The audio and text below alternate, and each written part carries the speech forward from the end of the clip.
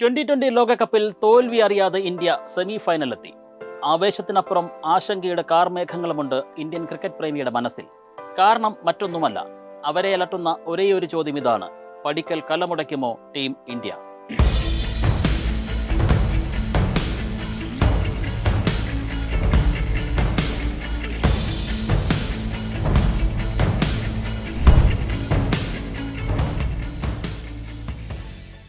ഇതുവരെ ആധികാരികമായിരുന്നു ഇന്ത്യയുടെ മുന്നേറ്റം. ഗ്രൂപ്പ് ഘട്ടത്തിലും സൂപ്പർ 8ലും സമ്പൂർണ്ണ ജയം.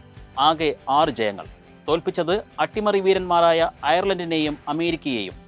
കരുത്തരായ ഓസ്ട്രേലിയയെയും അയൽക്കാരായ പാകിസ്ഥാനെയും അഫ്ഗാനിസ്ഥാനെയും ബംഗ്ലാദേശിനെയും തോൽപ്പിച്ച ഇന്ത്യക്ക് സെമി ഫൈനലിൽ നിലവിലെ ജേതാക്കളായ ഇംഗ്ലണ്ടാണ് എതിരാളികൾ.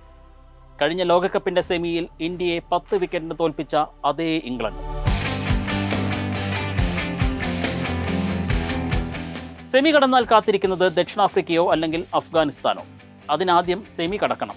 ഇംഗ്ലണ്ടിന്റെ വെല്ലുവിളി അവസാനിപ്പിക്കാൻ ഇക്കുറി ഭാഗ്യം കൂടി ഇന്ത്യക്കൊപ്പം ഉണ്ടാകുമോ എന്നുവെച്ചാൽ സെമി കളിക്കാതെ തന്നെ ഇന്ത്യക്ക് ഈ ലോകകപ്പിന്റെ ഫൈനലിലെത്താം.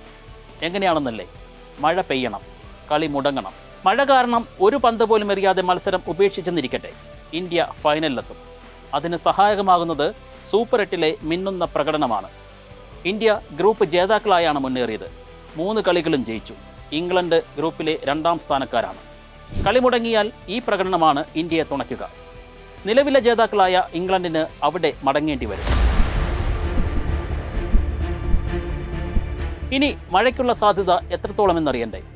ഇന്ത്യ ഇംഗ്ലണ്ട് 2ാം സെമി ഫൈനൽ നടക്കുന്ന വിൻഡീസിലെ ഗയാനയിലെ പ്രോവിഡൻസ് സ്റ്റേഡിയം മേഖലയിൽ മഴ തുടരുകയാണ്.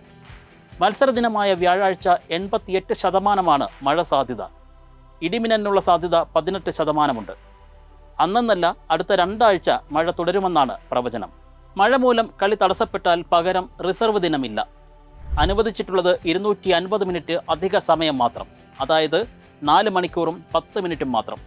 മാനം തെളിഞ്ഞാൽ ഒരുപക്ഷെ ചുരുങ്ങിയ ഓവറിൽ മത്സരം നടക്കാം. ഇതിനായില്ലെങ്കിൽ ഇന്ത്യ ഫൈനലിലേക്ക് മുന്നേറും. നിലവിലെ ജേതാക്കളായ ഇംഗ്ലണ്ട് നാട്ടിലേക്ക് മടങ്ങും.